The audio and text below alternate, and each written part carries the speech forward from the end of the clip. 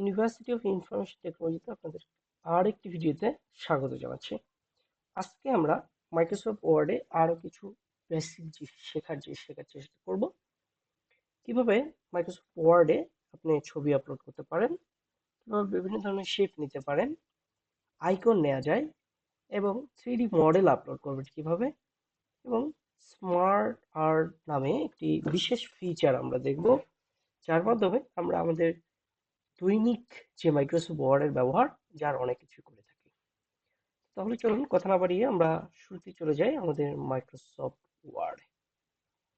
আমরা শুরুতে চলে আসলাম আমাদের মাইক্রোসফট ওয়ার্ডে। আমরা শুরুতেই যেটা চেষ্টা করব সেটা হলো আমরা কিভাবে ছবি আপলোড করব সে বিষয়টি আমরা দেখার চেষ্টা করব। তো তার জন্য আমাকে এখানে যেটা করতে হবে, মাইক্রোসফট ওয়ার্ডে ইনসার্ট নামে যে অপশন আছে এখানে আসার পরে আমরা এখানে পিকচারে ক্লিক করব। দেখুন, আমরা চাইলে পিকচারটি আমার কম্পিউটার থেকে নিতে পারি, আমরা ব্রাউজ করে নিতে পারি এবং অনলাইন থেকে নিতে পারি।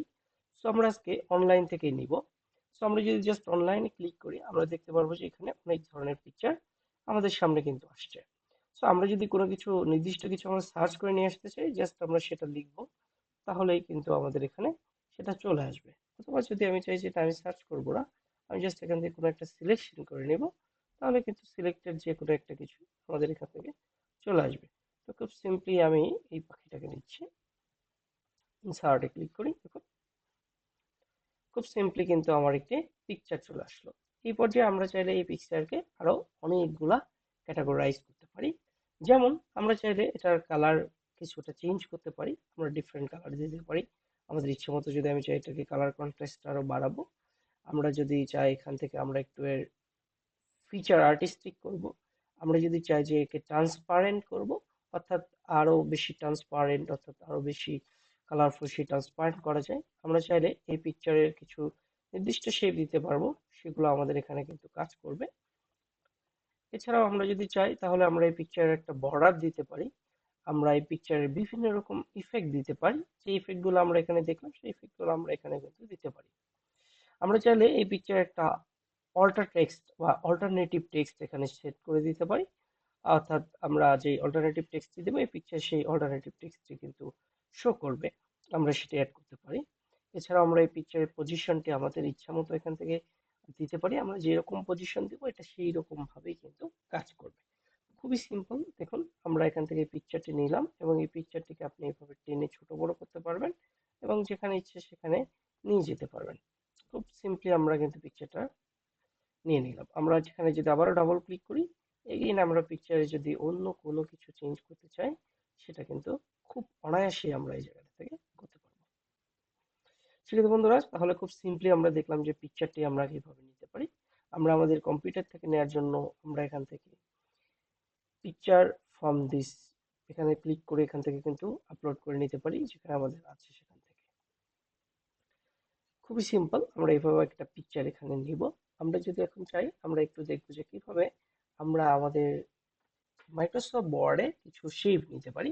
অর্থাৎ আমরা যখন কাজ করি তখন বিভিন্ন কাজের ক্ষেত্রে আমাদের বিভিন্ন রকম শেপ নিতে হয়। আমরা একটু জাস্ট এখানে ক্লিক করবো শেপে। দেখুন, আমি যদি একটা টেক্সটের বক্স নিতে চাই, আমি জাস্ট এটাকে নিয়ে আসবো এবং এখানে ছেড়ে দিলেই কিন্তু আমাদের একটা টেক্সট বক্স তৈরি হয়ে গেল এবং আমরা কিন্তু এইখানে টেক্সট লিখতে পারবো। তো এই নির্দিষ্ট বক্স নেওয়ার কারণ হলো এই নির্দিষ্ট বক্স আমরা চাইলে ছোট বড় করতে পারি, আমরা যেখানে ইচ্ছা সেখানে মুভ করাইতে পারি, যার জন্য এইটা ব্যবহার করা হয় বা এই শেপটি ব্যবহার করা হয়। আমরা যদি আরেকটু যাই, আমাদের দেখতে পাচ্ছি এখানে একটা ওভাল শেপ আছে, আমরা দেখতে পাচ্ছি রেক্টেঙ্গেল শেপ আছে, আমরা দেখতে পাচ্ছি রাউন্ড রেক্টেঙ্গেল আছে, আমরা দেখতে পাচ্ছি এখানে আরো অন্যান্য অনেকগুলা কিন্তু আছে।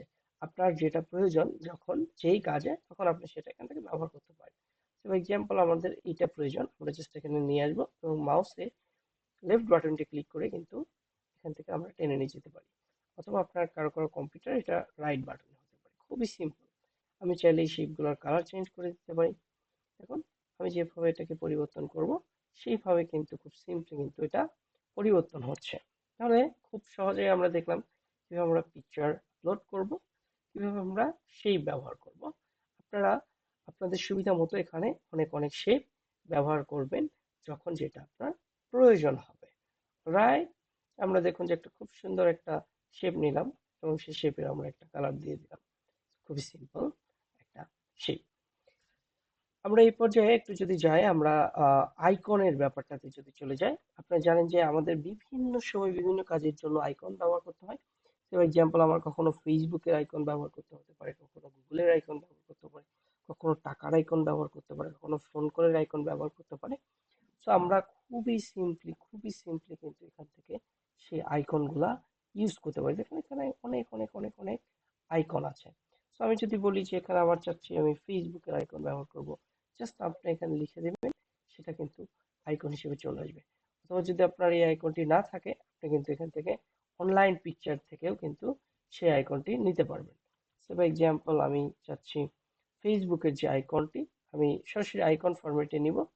আমি এখান থেকে ক্লিক করব ফেসবুক। দেখুন, জাস্ট আপনি এখানে এন্টারে ক্লিক করবেন এবং ফেসবুকের যে আইকনটি সেটা কিন্তু আপনার সামনে শো করবে। খুবই সিম্পল। এছাড়াও যে অন্যান্য আইকনগুলো আছে সেই আইকনগুলোও কিন্তু আমরা এখান থেকে ব্যবহার করতে পারবো আমাদের প্রয়োজন অনুসারে। আমি জাস্ট ক্লিক করব। ফর এক্সাম্পল, আমি হোম আইকনটি নিতে চাই, হোম আইকনে ক্লিক করব। দেখুন হোম আইকনটি চলে এসেছে। আমি যদি চাই যে অন্য আরেকটা আইকন নিব, নোট আইকন নিব, ক্লিক করলাম, চলে আসলো। আমি চাই এটা নেব, চলে আসলো। খুবই সিম্পলি আপনি কিন্তু এটা নিতে পারেন। সেক্ষেত্রে বন্ধুরা, আমাদের দৈনিক কাজে সব থেকে বেশি ব্যবহার হবে যে জিনিসটা, সেটা হলো পিকচার আপলোড। সো আপনারা এই পিকচার আপলোডটি সহজে করতে পারবেন। ব্যবহার করতে হবে টেক্সট বক্স এবং বিভিন্ন ধরনের শেপ, এছাড়াও আইকন প্রয়োজন হলে সেটাও আপনারা করতে পারছেন। এই পর্যায়ে আমরা দেখব যে আমরা আমাদের দৈনন্দিন কাজে অনেক সময় বিভিন্ন রকম প্রেজেন্টেশন তৈরি করতে হয়। ওই ক্ষেত্রে আমরা কিন্তু 3D মডেল নিতে পারি। সো আমরা 3D মডেলে একটু জাস্ট ক্লিক করি। আমাদের কাছে স্টক 3D মডেল থাকলে সেটা ব্যবহার করব, আমরা আমাদের ডিভাইসে থাকলে সেটা ব্যবহার করব। আমি আজকে স্টক কিছু 3D মডেল দেখব, আমরা সেই 3D মডেল ব্যবহার করব। সো এক্সাম্পল, আমরা ইমোজি ব্যবহার করতে চাই, ক্লিক করুন। আমাদের এই কম্পিউটারে আছে এরকম একটি ইমোজি, আমরা এখন এখান থেকে নিব। সেটা যে কোনো কিছু হতে পারে। সো আমরা যেটা করছি, আমরা এই শেপটি নিচ্ছি। দেখুন, আমরা এখানে ইনসার্টে ক্লিক করি। অবশ্যই মনে রাখবেন যে এটা যেহেতু একটি ভারী সফটওয়্যার, অর্থাৎ 3D র কাজ করতে হচ্ছে, সেক্ষেত্রে আপনাকে কিন্তু অবশ্যই একটু সাবধানে আপনার কম্পিউটারটা আপলোড করতে হবে। সো আপনি চাইলে এই যে 3D যে ইমোজি, সেটা আপনার নিজের মতো কিন্তু যে কোনো দিকে রাখতে পারেন, যে কোনো দিকে ঘুরাইতে পারেন। আপনি যেভাবে চাচ্ছেন ওকে সেভাবে ইউজ করতে পারেন। তো আমরা এখানে খুব সিম্পলি একটা খুব মজার একটা ইমোজি নিলাম, এবং সেটা একটা 3D মডেল। আপনি চাইলে এটা যে কোনো সময় পরিবর্তন করতে পারেন। এছাড়াও আপনার যদি কোনো পণ্য রিলেটেড প্রয়োজন হয়, ফর এক্সাম্পল এখানে ফার্নিচার আছে, এখানে অনেক অ্যানিমালস আছে, আপনার চাইলে যেটা আপনার মনে চাই আপনি কিন্তু সেই টাইপের নিতে পারেন।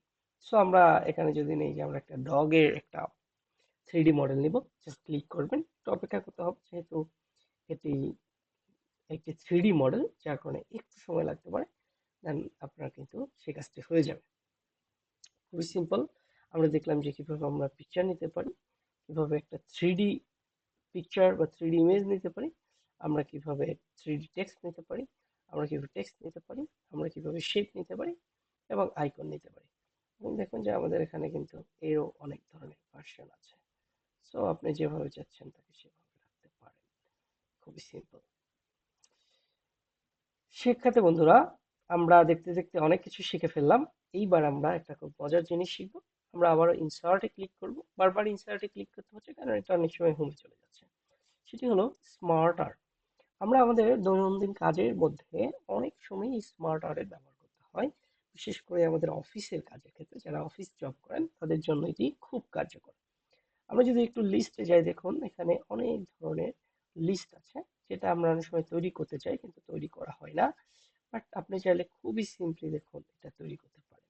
সো আমি যদি টেক্সট 1 দিই, ফর এক্সাম্পল সেলস, দেন আমরা যদি দিই প্রোডাক্ট, আমাদের ইচ্ছা মতো একটা কিছু দিতে পারি।